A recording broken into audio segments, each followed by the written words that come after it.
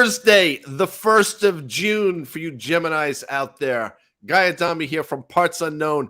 Dan Nathan and Elizabeth Young, Market Call. Oddly enough, I didn't know about this, and they're waving. Look at how cute that is. It is 1 p.m. on the East Coast, but here in Nashville, Tennessee, guess what? It's high noon, people. I didn't even know there was a time zone change until I got here. Today's Market Call brought to you by FactSet, Financial Data and Analytics, powered by Tomorrow, Dan. And, of course, SoFi. Get your money right all in one app. How are the both of you today? And I can't wait for the comments because, as I said before, you know why the market's higher? Because it's open, Dan Nathan. Yeah, that's a matter of fact. You know what's really nice about Thursdays, Guy, here at the Risk Reversal Media Global Headquarters in Chelsea, New York. When Liz comes in, we have a little sushi lunch on Thursdays, right? We have to like incentivize her. Yeah, we have to lure her. That was kind of fun. Danny Moses is here again. We just saw him wandering around on the aimlessly. Streets. Yeah, he is. Yeah, he came for the free lunch too. Yeah, he did. Right. It was delicious though. He doesn't even have anything to do until like 3 o'clock. Jacob's here. We have our intern Kylie, who's turning out to be an all-star. Kylie. That's been a lot of fun. So Jacob's up from the Charlotte. And here we are. Okay, so market is open. It is up, and therefore you're putting those two things together, huh, Guy? Liz, what's your take here? Because it was interesting that the market yesterday, we pretty much knew that we had a debt deal, but it obviously got voted through in the House. It goes to the Senate, then Biden will, he's going to sign that little biatch or whatever you want to call it. And listen, I think it's little bill. Sorry, I think it's a win for everyone involved, including the markets, including the VIX that is, trading at a mid-teenager sort of thing, 1579 right now. But again, for something that's meant to be really political, it ended up not being particularly political. It ended up being something that markets weren't particularly worried about. Right. And we're rallying here. I mean, like, is it good that we didn't gap up 3%? You know what I'm saying? Because that would have felt like a fade. Yeah, I mean, I think we talked about this last week or at some point in the last few days. The fact that the market actually hadn't really priced in the idea of a deal, but it also hadn't priced in the idea of a default, right? Neither was priced in. Mm-hmm. So there was bound to be some upside momentum and some optimism. And I think I said on Monday's show, which happened on Tuesday, that we probably had some room in the market this week to move up and continue moving up just because it looked like this was going to get done. We can get maybe another crisis averted behind us. And that's relieving, I guess, to some degree. But there's not a ton more upside because we hadn't really priced in the risk that was actually out there. All right, here's one for you, Guy. Okay, go fire away. I like this. I agree with everything Liz just said, but the idea of just staying long, let's say, just because there's probably a little bit more upside doesn't seem like a great proposition from a risk reward standpoint. Sure. My question to you, Guy, is what would the next sort of catalyst be for the like another leg in the rally? Do you know what I mean? So like, would it be data that suggests that the economy is not weakening, right? But which also strengthens the case for the Fed to continue to keep rates higher for longer? Or is it that the stock market and investors in particular are perfectly comfortable with rates where they are, given what they think are kind of headwinds to growth, but not worst case scenarios? And now default and debt ceiling things is out of the table. Might we see just like people just saying, I'm kind of all in here because if a recession happens, it happens. And that was going to happen anyway. It's sooner or later. It's interesting because I would have said the same thing a while ago. So the reason, the impetus to stay long has been listening to people like me and saying, you know what, I understand what they're saying, but the market seemingly wants to go higher. Flows continue to move into the equity market. There's a lack of concern about seemingly anything. That's the reason to continue to stay long. The flip side of that is there's a lot of things to be concerned about. The U.S.-China rhetoric continues to get ramped up. Delinquencies are on the rise. The ADP number you saw suggests that the Fed's job is far from over. So there's a lot to be concerned about as well. Oh, on top of that, valuations, and then add the fact that 7 stocks are now, I think, 29% of the S&P 500 and 60% of the NASDAQ. I mean, that has got to be concerning to people because most of those names of those 7 are extraordinarily high priced in terms of valuation, Dan. Yeah, no doubt. I mean, listen, I think that's the thing that we're going to be spending the next month or so. If the Fed pauses, right, Liz, in a couple of weeks, we're going to be saying, hey, listen, maybe last year discounted it all. And this is not me throwing in the towel or this, that, whatever, but maybe last year's decline in the S&P of 22%, the NASDAQ of north of 30%, maybe it discounted a recession was coming in. But like, to me, I don't see that. And I guess, I think this is probably the most important chart in the market. And so here's the S&P 500. We talked about that that level that we are at. We're above that Feb second high. The next level would be the 43.35, which was the August high. But this is the one that, and we've highlighted this a bunch. When you look at the S&P equal weight guide, to your point, where you just mentioned about those 7 stocks, this is just a very different chart. This is the RSP, right? And so maybe to really highlight that, if you just kind of overlay, the RSP versus the market weight S&P, and you see one dog looking one way, one looking the other, and then guys saying, what do you? Yeah, Elizabeth knows what that's from, by the way. And I look at this, and I want EY's commentary as well, but the bulls will say what's going to wind up happening is the laggards are going to catch up. I mean, I totally understand that argument. The bears will say the market can't sustain itself with just 7 names. And I'm sort of in that camp, because if those names were fairly valued, I would say, okay, I get it. But you're talking about the deep end of the pool in terms of valuation. So I look at this, and then you go to the back. If we could toggle back for you bingo players real quick and look at this chart. I mean, we're coming towards this sort of pennant formation, Dan, where we're still in a pretty significant downtrend from, I think, January, February of this year. Elizabeth. Yeah, I would agree with that for the most part. I mean, here's the difference. If the 7 stocks that were holding us up were cyclicals, if they were industrials, if they were financials, I'd probably be singing a completely different tune, because that would tell me that we were in a part of the economic cycle where expansion was actually probable. And if we had maybe PMIs that were not in contraction territory, if we had unit labor costs that were steady, if not rising, things like that, that would be signaling to us that there was expansion to come and possibly an increase in spending to come. Here's the thing about the economy is that if we think that there's a decrease in spending to come, or one that's already shown up, perhaps in the delinquencies, right? You've got delinquencies across age groups rising pretty steadily for the last couple months.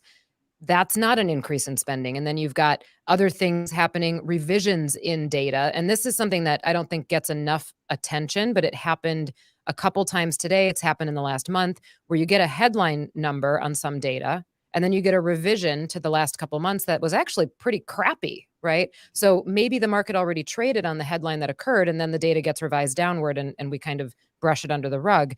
There are still signals out there that are saying things aren't great. Not just the equal weight versus the market cap weight. Look at something like small caps versus large caps in a ratio. That ratio right now is at COVID lows. It's at COVID crash lows.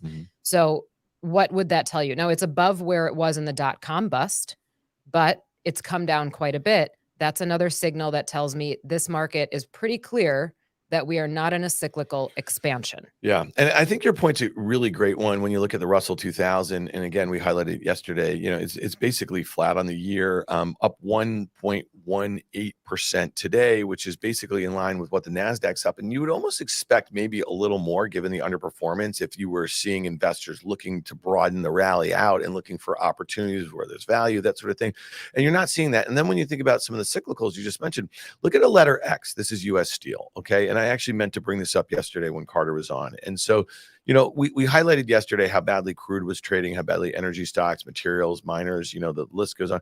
Look at how badly this stock trades. And obviously this is a reflection, I think, of global growth. We've highlighted copper also on the show the last few weeks, and just the weakness there and in the related stocks. Look at it on a 5-year basis if Jacob can kind of move that out. Guy, what does this chart look like to you? We don't even need to draw any lines or anything like that. When we go to 5 years here, that looks like the mother of all what? You're going to say Head and Shoulders, with that head being obviously, I mean, it's pretty easy to identify that. And if you look at Freeport-McMoRan, to a certain extent, it's going to look similar. I'm sure Alcoa is going to look similar as well. And it speaks to global decline, just global slowdown, which makes sense. All the numbers out there suggest that. Now, people will say China's going to come out of this at some point this year. Maybe that's true, but The numbers are saying the numbers suggest an entirely different story. Now, you look at these, you look at some of the manufacturers out there, some of those deeply cyclical stocks, industrial names, and then you throw into that, Dan, some of the retailers, which have traded really poorly. We'll look at Dollar Gen at some point, but it's not necessarily the stock Dollar Gen. It's the commentary around what they're seeing, and it's concerning. So the market suggests at 4220 in the S&P that everything is fine, but we look at other things that are suggesting entirely different story. The question's going to be, how does this rectify itself? Does it go back to the comment I made earlier? Do the laggards catch up, or do some of those high flyers start to sort of tame down? And that's the rub right now in the broader. I mean, that is the story in the broader market, Dan. Yeah, it's interesting again, and we've gone now 10 minutes, and we haven't mentioned NVIDIA. NVIDIA. Thank God, but you're going to mention it because you just did it. Well, I know, but it was down 5.5% yesterday. I really felt like the fever broke, and then here it is up 5% today. And so this is going to continue to, like, the volatility bands have just obviously widened since that big gap. And so these are the names to watch because, and then Broadcom, AVGO reports today after the close, huge reversal there. That will be really interesting because there was a name that got swept up in this AI thing, maybe because the CEO of the company decided to make the stock ticker AI, that is C3 AI, and that stock, Guy, when we were doing the market call, I think it was 2 days ago, it was up 33% or something like that. Yesterday got murdered, then it was down 20% on its lows today after they gave a different disappointing guidance. I think you got to wait for those names to break, and then you're going to have an S&P headed back to 39.75. Liz, but talk to us about, just this kind of ping pong action we've seen in crude oil, just like in the yesterday it was down 3.5%. Today it's up 4%. You see what's going on in oil stocks. We just mentioned some of these materials, but minerals, metals, all this sort of stuff. Are they reflective of possibly a slowing global growth? I mean, we saw some data out of China that didn't seem particularly great earlier in the week, and then you just mentioned the PMIs here. Is this the next focus here? Investors, now that we kind of we're waiting for the AI break, but we obviously have the Fed in 2 weeks. Is that going to be tied to interest rates and global growth? Is that the next really focus? Oil, you mean, and energy stocks? Yeah. I mean, do you look at them? Are we thinking about this appropriately in your opinion? I mean, frankly, I'm looking at oil right now and a gain today, and the upside in the market today is really debt ceiling related. Yeah. And we need to refill the SPR, right? So you throw some demand into the equation. Oil prices probably rise on that ahead of time. We've been saying that though, when oil with a 7 handle for like you know what I mean, for 7-8 months, and they haven't done it yet. Well, they didn't have money to. Oh, they couldn't. Oh, look at you. So you raise the debt ceiling. Now they have money to do it, and they can buy. And I think that probably pushes upside on oil prices. I don't necessarily have a strong emotion about what it's going to do to actual energy stocks, but I think it pushes oil up in the short term. Guy, do you want to second that emotion? I'll second that emotion with the caveat being that oil stocks have been they've been trading on the flip side of this rotation that's been in all things high growth technologies, all things AI. So I think people have sold their energy names, and maybe correctly so, I don't know, and have piled into some of these obviously high valuation growth technology names. But I'll tell you, if you're looking for value plays, these energy stocks provide it. And I've said this for a while. I mean, I understand the trading around it and the underlying commodity, but energy names are just too cheap in this environment, I think. And I'm saying that understanding that global growth is slowing down, Dan. You know what's weird? Neither one of you picked up what I was dropping there. That emotion. Remember that, Guy? The songs? Yeah. Yeah, that's a shitty song. Okay. Okay. Is that like the Temptations or something? You want to know something really interesting? It's an oldie. I just looked at my FactSet screen as I do during market call or throughout the whole day. I'm looking at Google and Amazon. They're literally trading at the exact same price, 123.11 or so, depending upon each tick or so. Is that kind of weird? What does that mean? I don't know. I don't know. Is Mercury in retrograde? I don't know.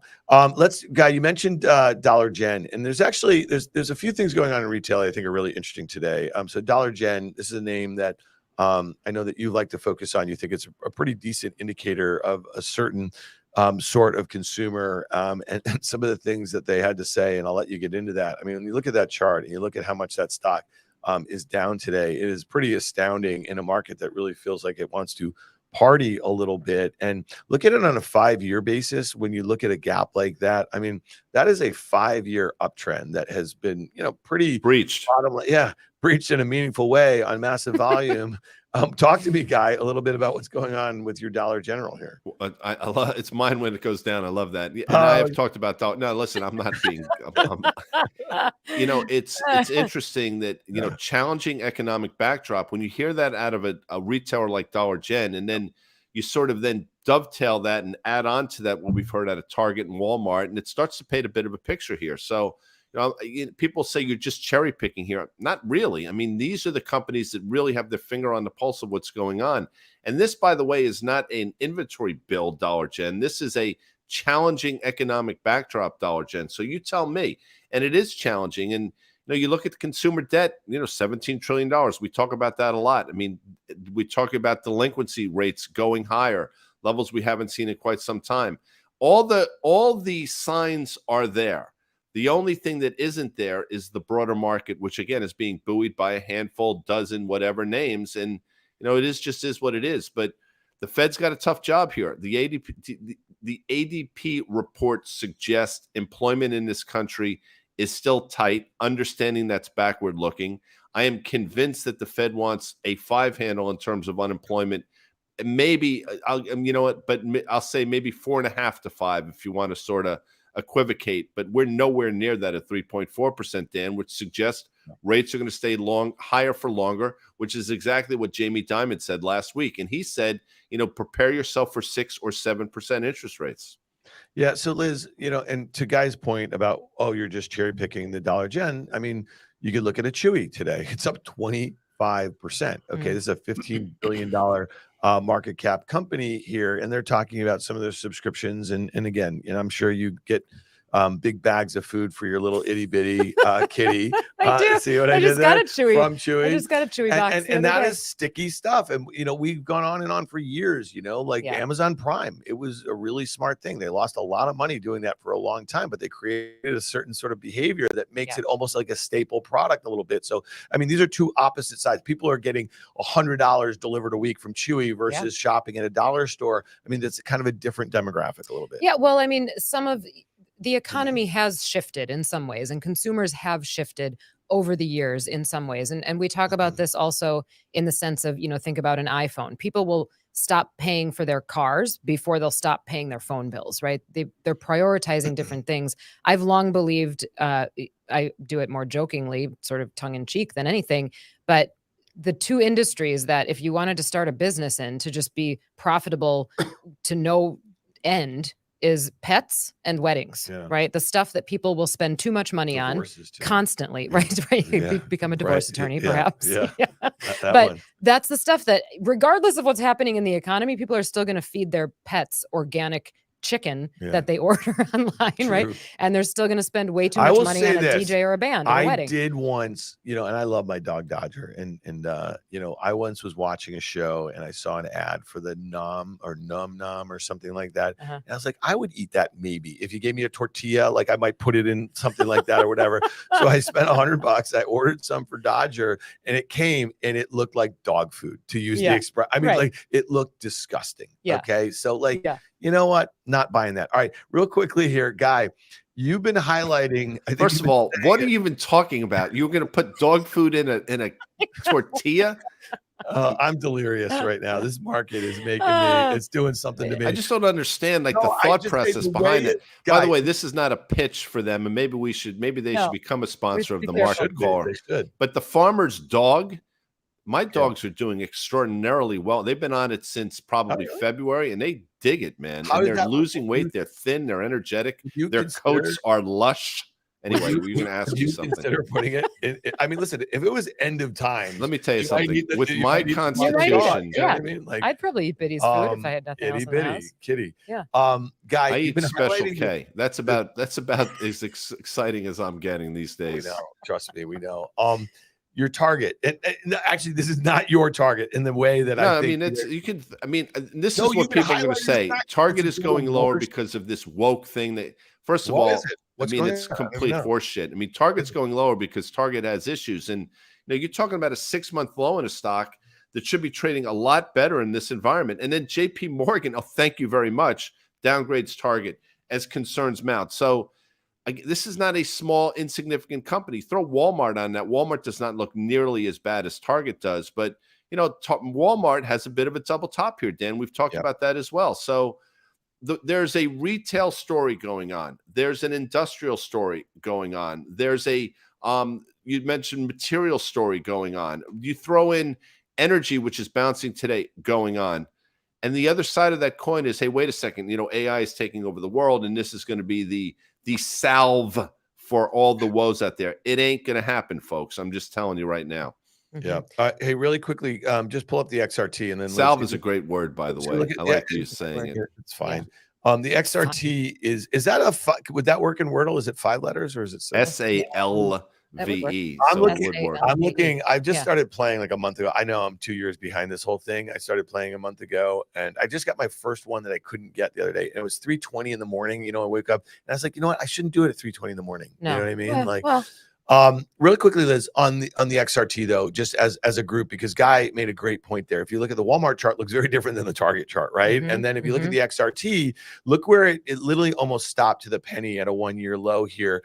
Do you think a lot of this consumer weakness is priced into many of the retailers? Do you know what I mean? Is this a value space ish? All right, let's hear it. I think it's starting to be priced in, because we have to remember that what's happening in the retail names might be different than what's happening in the retail stores today, right? If the market is ahead of this, you've got traders out there, maybe institutional traders, maybe people like me, right? Maybe technicians. I don't know. I'm assuming now that technicians have jumped onto it because it broke down. Yeah. But trading the market in anticipation of a pullback in consumer demand, in anticipation of maybe we've gotten through the inventory problems, but that was the beginning of the problem.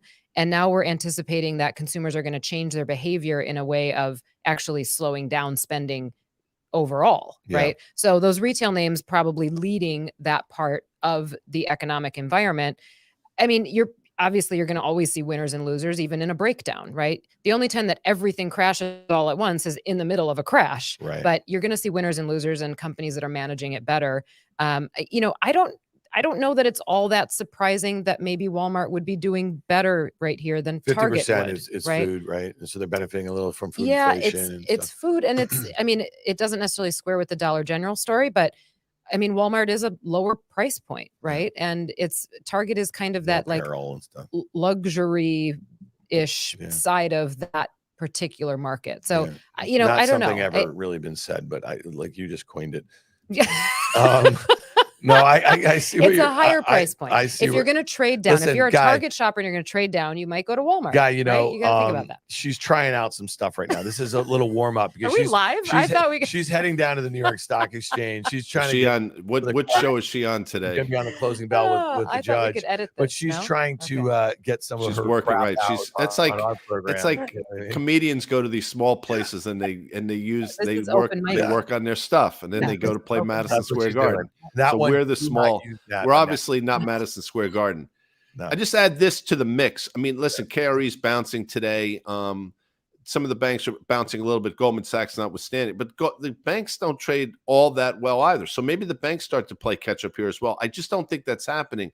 I think there's another leg lower in these banks. And I think the banks you got to sort of avoid for the not foreseeable future, but in the short term, because they're going to be challenged. We talk about this on Market Call, but the yield curve continues to move the other way. Elizabeth pointed this out. When 2s10s went to 110 basis points inverted, she said that wasn't her concern. Her concern was going to be when it went back the other way, and it did in a meaningful way, down to about 40 or so basis points. But here we are, headed the other direction as well. The people say, I don't focus on that.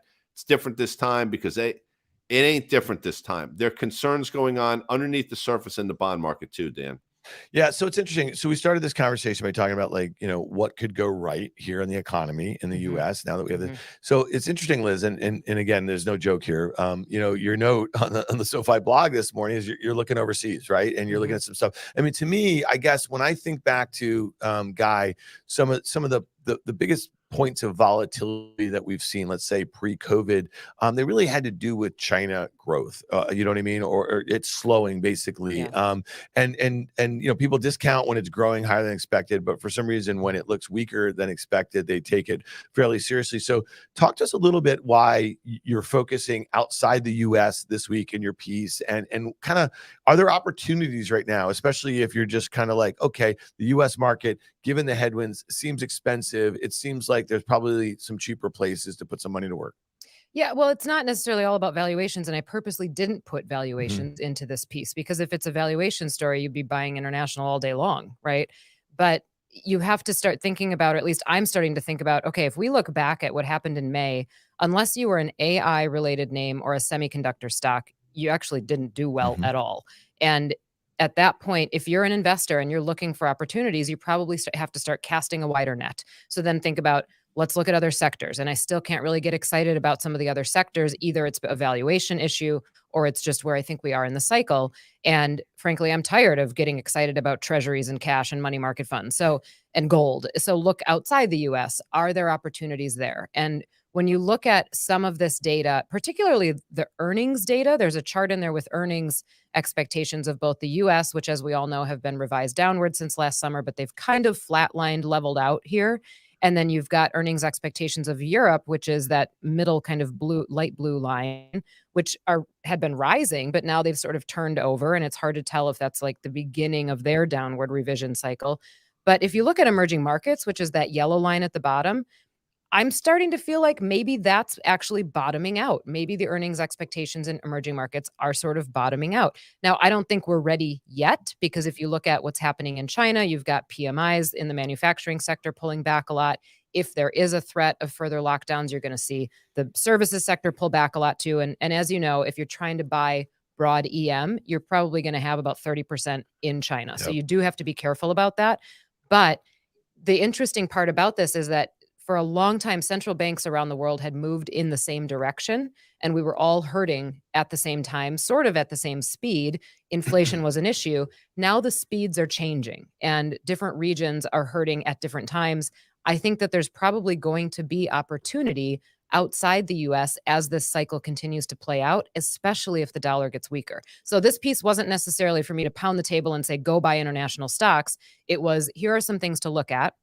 And I would watch this over the next few months and some of the coming quarters for opportunities if you can't jump aboard the AI train, because it started to feel here like, are we just grasping at jump some aboard? That's a bullet train. That's a train you can't jump but you know what I aboard. mean? Like, I felt like we're grasping a little bit where it's like, if it's that one thing and that one thing only that people are finding opportunity in, we got to be able to find opportunity elsewhere. And it's just, you know, it's an idea to start opening up to other regions. So as a kid, I love the note, by the way, Globetrotting. So as a kid, I actually saw the Harlem Globetrotters. Everybody loved Meadowlark Lemon for good reason. He was sort of the front person, but I was a big Curly Neal fan because Curly had a handle, Elizabeth, probably not unlike the handle that you had back in the day. So I like the note without question. I'll say this, if the great Jacob can pull this up, EWJ, Japan has traded really well over the last 6 months or so, getting off the mat for the first time in a long time. So Japan still seems to have some mojo. I think that mojo was sort of it added some fuel when Warren Buffett told everybody about the banks and some of the financial institution he was in Japan. So that probably still has some juice to the upside. But flip side of that coin is FXI, which is, again, bouncing a little bit here, but has not traded particularly well either. So if FXI can somehow get off the mat, maybe then things get interesting again. So those are the two things that I look at in a cavalcade of many things, Dan. By the way, Guy, yes, because I knew what the title of my piece was, I said to the crew here before we started the show, I said, what's the over-under on Guy making a Harlem Globetrotters yeah, reference? well, you won. she won. She's in my head. She understands. But I actually mentioned, because I know when she was a young lass, she played basketball, and she probably played the point guard position. And her greats, listen, she wasn't draining shit from three, but she had a great handle because her old man forced her not only to be able to go right, but to go left as well. Tell me I'm lying. You are correct. I've been to a lot of basketball camps against my will, but my dad would also tell you a story about me spraining my ankle, I believe, in 8th grade basketball, being very dramatic about it and refusing to ever play again. Did And he that's when stop I it? became a cheerleader. Did and he forced me to say, still shut play up before I softball. really give you something to cry about? No, but I did. But I did something really awful when I was laying on the court crying. I said, "You made weren't. me play," or something like that. And then he Oh, looked you like the weren't. worst Please dad in tell the me you world. didn't cry. Oh, I did. that I did. upsets me. There's no crying in basketball. All There's no right, crying, Guy. period. Well, There's um, no Oh, crying in trading. I mean, I got to tell you something. No, I'm not feeling particularly well. My voice is shot. The market doesn't, it defies logic. I'm out here in a room in Nashville. I had tomato soup for dinner last night in my boxer shorts. I mean, I'm at a low point hot. here. But hey, Get listen, yourself what can a I Tootsie. tell you? Sounds You'll hot. feel a lot better know at what- Tootsie's. Listen to some country music, Ugh. throw a 20 in the jar, and ask for some Alabama. It'll lift your spirits in no time. Speaking of Alabama, I'm sure that this gentleman has been to Alabama a number of times. But if it's Thursday, Dan, what is it?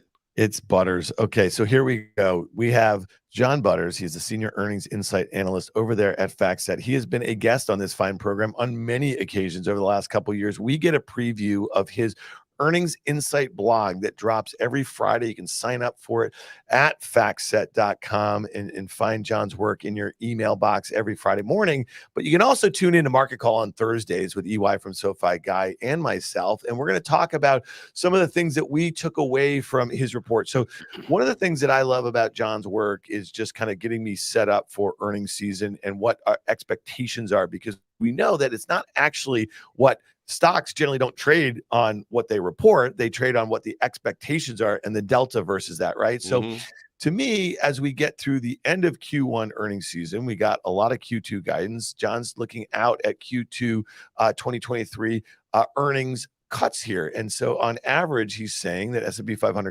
companies cut 2% in aggregate during the first 2 months of the quarter. So that's for Q2. And I think that's interesting. You can look at that chart over there. You can see that's well below over the last few quarters. And this, Liz, might speak a little bit to what we were just talking about, the decline in the market last year, right? If the market is a discounting mechanism and we're starting to have, some of these deep cuts, it makes sense that maybe the stock market might bottom when those cuts, or in anticipation of those cuts, abating, and then you start getting into growth.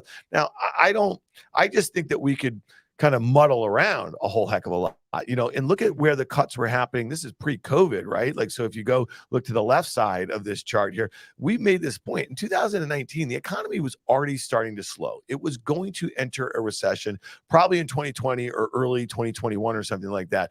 All that fiscal and monetary stimulus just pushed it off. It kept corporate earnings afloat to some degree. So at this point, after 3 consecutive quarters of like 5% plus cuts into the quarter, now that we have a 2% number, what does this mean to you, especially now? Is the stock market actually, is it priced to perfection? Because if we come in worse than expected, then, the cuts are going to have to come in higher. And earnings revisions to the downside are the things that are going to turn stocks to the downside. Yes. Well, there's the formula. I talk about this formula a lot. The first part of the formula is the market. The second part is earnings. The third part is the economy. That's usually the order it happens in. Yeah. So if that's the case, here, I'll paint the positive picture, right? If that's the case, that means the market bottomed in October. Earnings revisions, the downward earnings revisions got worse a couple quarters ago, and earnings maybe have already bottomed, and the economy is slowing. We've got contractionary signals. Maybe we don't completely fall into a recession. Then that would be the third piece. And then we all trot off merrily on our way, right, into some new expansion that maybe is slow, but upward. The thing about these earnings revisions is that I think a lot of it has been inflation coming down, revenue coming down because inflation has come down, and companies trying to manage that on the other side. And then also trying to manage the reduction in ad spending and just the anticipation of a recession. Companies are trying to manage their own margins and their operating margins on the anticipation of a recession. So maybe if there isn't one, we're probably set up pretty well to do good coming out of the non-recession, right? But if there is one, I still am of the mind, I don't think the market has entirely priced it in, and I don't think earnings have entirely priced it in. And what the market is sending right now, signal-wise, is that there's a cyclical, what I would almost call a garden variety recession that is more on the horizon. And that is what happens when something like the Fed raises rates to put us into a recession, right? When it's not an exogenous shock. I think this is pretty garden variety stuff. There was a song Garden Party, if you recall, but I won't sing it for you, Dan, although I am in Nashville. It's funny, I started my speech this morning saying, you know, in a town where you have some of the best voices in the world, you have to listen to mine for the next 45 minutes. People found that amusing, and my voice sounds like shit right now. But I'll say this, you know, the fact that revisions are not, or if we can put that slide back up so we can see it, the fact that we're at 2%, and, you know, that's historically, I don't want to say historically low, but a smaller decline.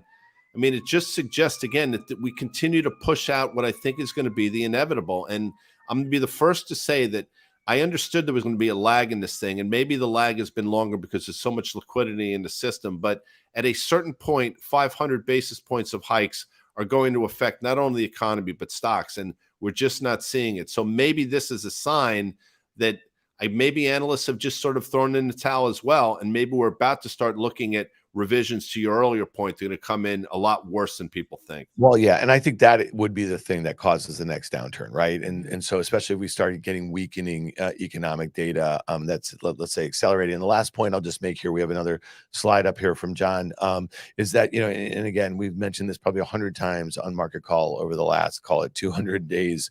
You know, he said, listen, people, watch out. Energy was keeping S&P earnings afloat in 2022, okay, keeping things together here, but they're going to drop off in Q2.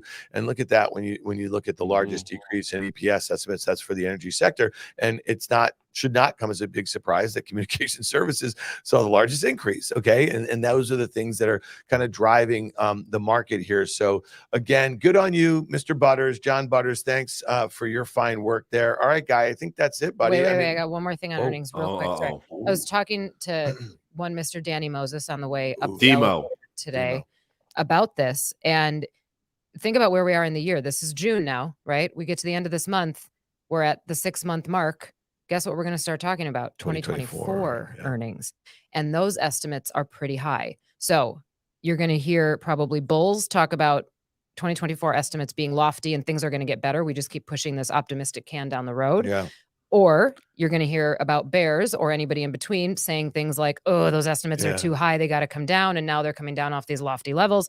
The narrative is probably going to shift in the next 30 days. Guy, just so you know, I don't know. I love those progressive commercials, the ones with the guy like teaching you not to be your parents. I should do those commercials. That guy is, although I got to tell you something, that guy's a freaking genius, though. I mean, I'd watch him. He's great.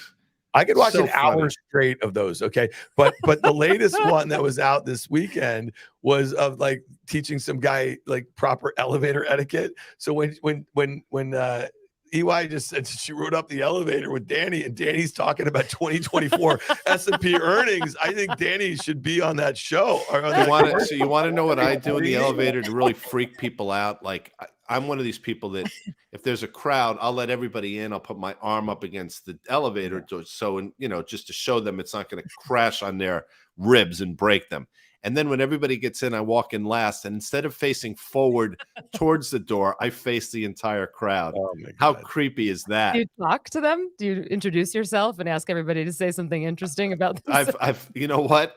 I've done some really crazy shit, and it freaks people out. And it's funny because people that are talking with each other in the foyer before they get in the elevator are suddenly rendered mute once they're in the elevator. It's the craziest freaking thing.